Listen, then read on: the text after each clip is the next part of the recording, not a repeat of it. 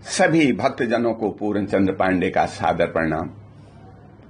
भक्तजनों, आप शिव पुराण की कथाएं सुन रहे हैं। आज आप नारद जी का प्रसंग सुनेंगे। एक समय की बात है, नारद जी हिमालय पर्वत पर तपस्या करने के लिए पहुंच गए। एक गुफा में गए और तप करने लगे। देवराज इंद्र को पता लग गया कि नारद जी तपस्या कर रहे हैं। सोचने लगे कहीं नारद तपस्या के प्रभाव से मेरा राज्य ही ना छीन ले, इसलिए उनकी तपस्या भंग करनी चाहिए।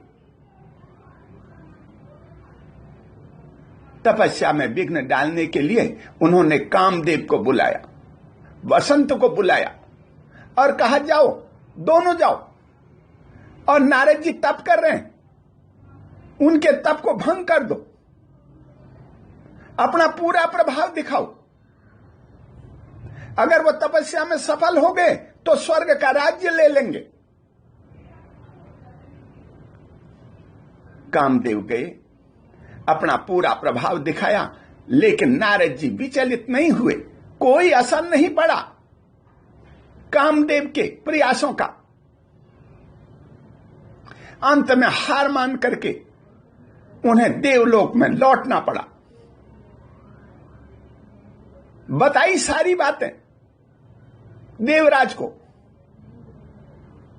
देवराज तो बड़े चिंतित हो गए। इसी गुफा में, इसी जगह पर भगवान शिव ने भी तपस्या की थी। जब भगवान शिव तपस्या कर रहे थे तब भी कामदेव उनकी तपस्या में बाधा डालने के लिए पहुंच गए थे। भगवान शिव तो महान तपस्वी, तपस्वियों के भी राजा हैं।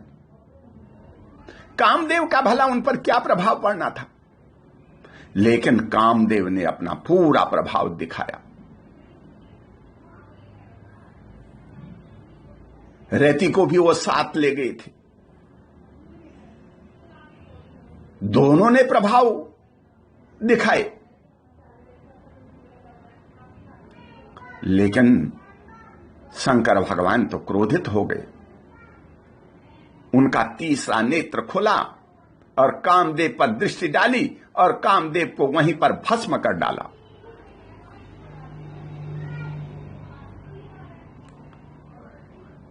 उस समय रति ने कामदेव को पुनः जीवित करने के लिए देवताओं से प्रार्थना की। रोने चीखने लगी, हे देवताओं, अब मेरा क्या होगा, मेरा पति तो भस्म हो चुका है।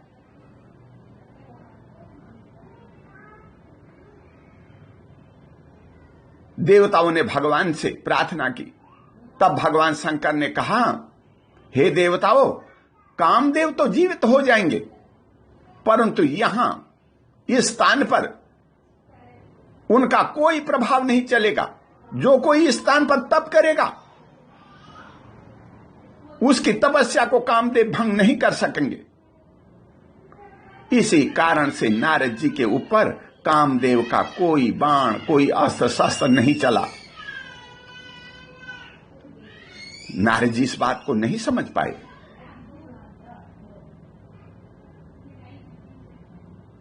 तपस्या पूर्ण होने पर नारद जी समझने लगे, मैंने तो कामदेव पर विजय प्राप्त कर ली है, मैं बड़ा सिद्ध पुरुष हूं।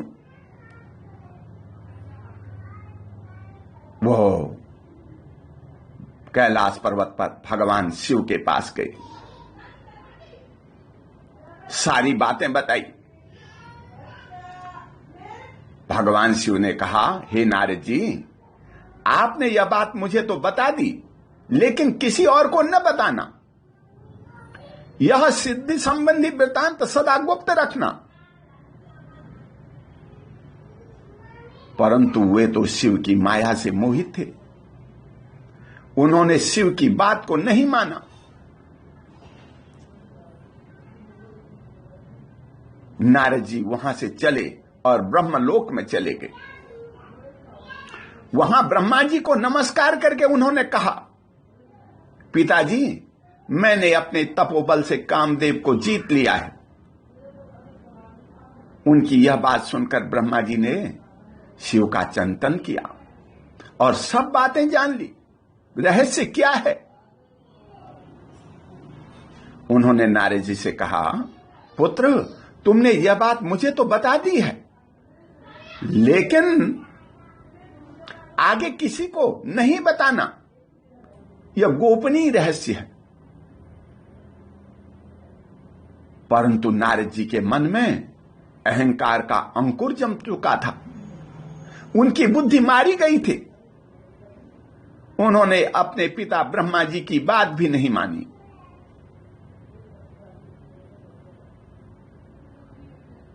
वह अपनी तपस्या से संबंधित पूर्ण कहानी बताने के लिए विष्णु लोक में चले गए।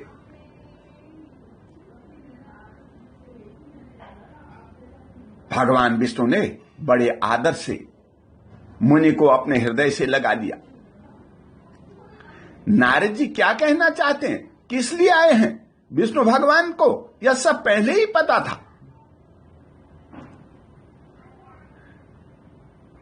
नारद जी ने अपनी तपस्या के प्रभाव तथा कामदेव की पराजय संबंधी सभी बातें भगवान विष्णु को एक एक करके बता दी। नारद जी की बातें सुनकर भगवान बोले, हे मुनि श्रेष्ठ, तुम धन्य हो। तपस्या के तो तुम भंडारी हो। तुम्हारा हृदय बड़ा उदार है। जिसके भीतर भक्ति, ज्ञान और वैराग्य नहीं होते, उसी के मन में समस्त दुखों को देने वाले काम, मोह आदि विकार उत्पन्न होते हैं। तुम तो ब्रह्मचारी हो और सदा ज्ञान वैराग्य से युक्त रहते हो, फिर तुम में काम विकार कैसे आ सकता है? श्री हरि की बातें सुनकर नारद जी जोर जोर से हंसने लगे। भगवान को प्रणाम कर बोले, जब आप पर मेरा प्रेम है, आपकी मुझ पर पूर्ण कृपा है, तब बेचारा कामदेव क्या प्रभाव दिखा सकता है? ऐसा कहकर भगवान के चरणों में मस्तक झुकाकर नारद मुनि वहां से चले गए। भगवान शिव की इच्छा से माया विशारद हरि ने तत्काल अपनी माया प्रकट की। एक सुंदर नगर का निर्माण किया। उस नगर में शील निधि नामक एक राजा राज्य करते हैं। वे अपनी पुत्री का स्वयंवर करने के लिए उद्यत थे। उन्होंने महान उत्सव का आयोजन किया था। उनकी कन्या का वरण करने के लिए अनेक राजा लोग इधर उधर से पधारे थे। मुनि शिरोमणि नारद जी को आया देखकर महाराज शीलनिधि ने उनका पूजन किया। तत्पश्चात अपनी सुंदरी कन्या को उनके सामने बुलाया। कन्या ने नारद जी को प्रणाम किया। इस कन्या को देख करके नारद मुनि चकित हो गए। कितनी सुंदर है। बोले, हे राजन, यह सुंदरी कौन है? राजा के हाथ जोड़कर राजा ने हाथ जोड़कर कहा, हे मुने, यह मेरी पुत्री है। इसके विवाह का समय आ गया है। यह अपने लिए सुंदर वर चुनने के लिए स्वयंवर में जाने वाली है। आप सब कुछ जानने वाले हैं। बताइए, इसका भाग्य कैसा है? देखिए, इसका हाथ तो देखिए। नारद जी उस कन्या को प्राप्त करने की इच्छा मन में लिए हुए राजा से बोले, आपकी यह पुत्री साक्षात लक्ष्मी स्वरूप समस्त शुभ गुणों से संपन्न है। इसका पति वैभवशाली, किसी से पराजित न होने वाला, संपूर्ण देश देवताओं में श्रेष्ठ होगा। ऐसा कहकर नारद मुनि वहां से चले गए। नारद जी सोचने लगे, मैं इस राजकुमारी का कैसे प्राप्त करूं, कैसे वरण करूं। स्वयंवर में आए हुए नरेशों को छोड़ करके एकमात्र यह मेरा ही वरण करे, यह कैसे संभव हो सकता है। सोचने लगे, नारियों को सौंदर्य सर्वथा प्रिय होता है, यह मेरी सुंदरता को देख करके मेरे अधीन हो जाएगी। ऐसा सोच करके नारद जी भगवान विष्णु के पास जाकर बोले, हे भगवान, आपके भक्त राजा शीलनिधि की एक विशाल लोचना कन्या है जो बहुत ही सुंदर है। हे प्रभु, मैं उस कन्या से विवाह करना चाहता हूं।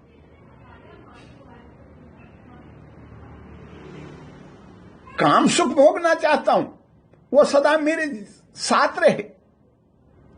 मैं आपका प्रिय सेवक हूं, अतः आप मुझे अपना स्वरूप दे दीजिए, जिससे राजकुमारी श्रीमती निश्चय ही मुझे वर ले।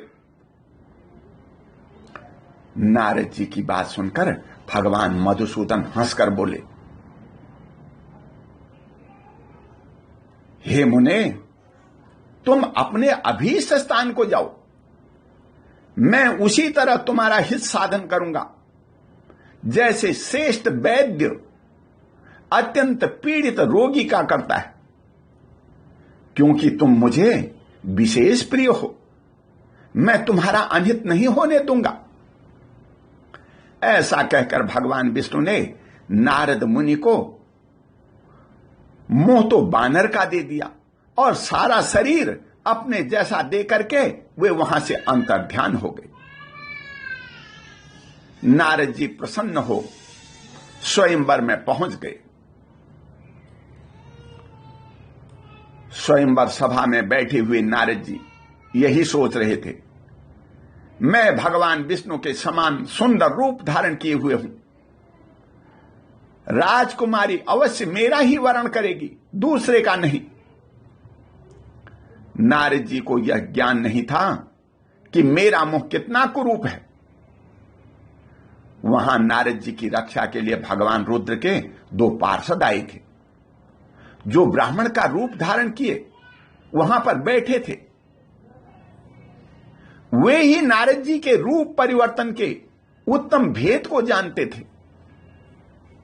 आपस में बातें करते हुए वह नारद जी को देखकर हंसने लगे। नारद जी ने उनकी यथार्थ बात भी अनसुनी कर दी। इसी बीच में एक सुंदरी राजकन्या स्त्रियों से घिरी हुई अंतपुर में वहां आ पहुंची। उसने अपने हाथ में सोने की एक सुंदर माला ले रखी थी।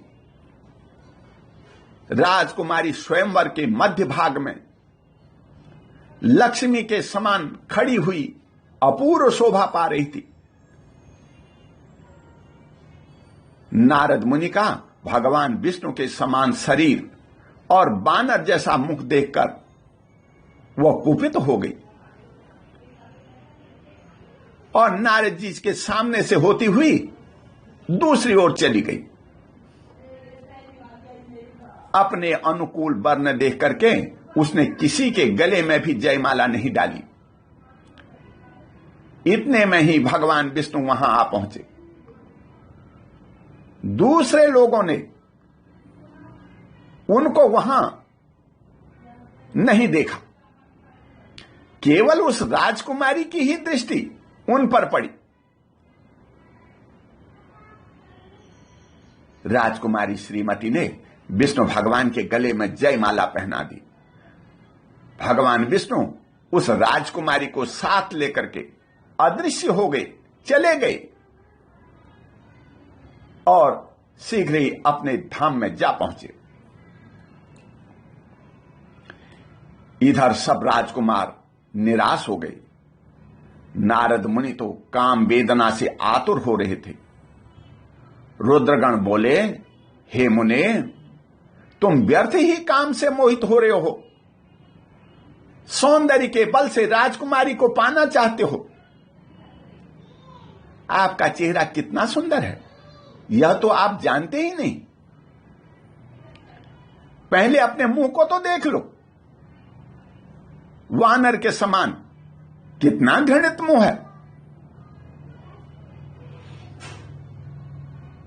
राजकुमारी कैसे बनेगी ऐसे मुंह वाले को? देखो तो सही। नारद जी ने दर्पण में बंदर का सा अपना मुंह देख करके बड़े क्रोधित हो उठे। वो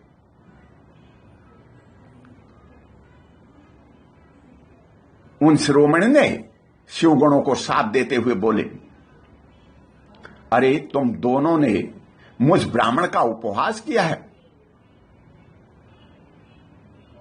तुम राक्षस हो जाओ, और वह विष्णु जिसने मुझे बंदर का सा मुंह दे दिया, उसे भी मैं देख लेता हूं। मैं स्वयंवर में श्रीमती को जीत करके काम सुख प्राप्त करना चाहता था। यह सारा खेल विष्णु ने ही बिगाड़ा है।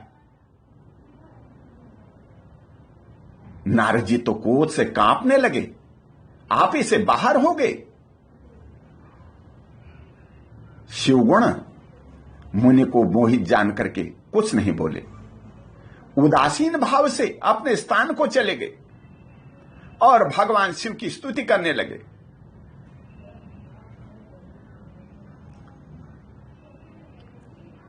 और नारद जी वहीं पर परेशान हो रहे हैं। शिव पुराण की इस कथा से स्पष्ट होता है, जब कोई व्यक्ति अहंकार करता है, काम के वशीभूत हो जाता है, तो उसे भरी सभा में अपमानित होना पड़ता है।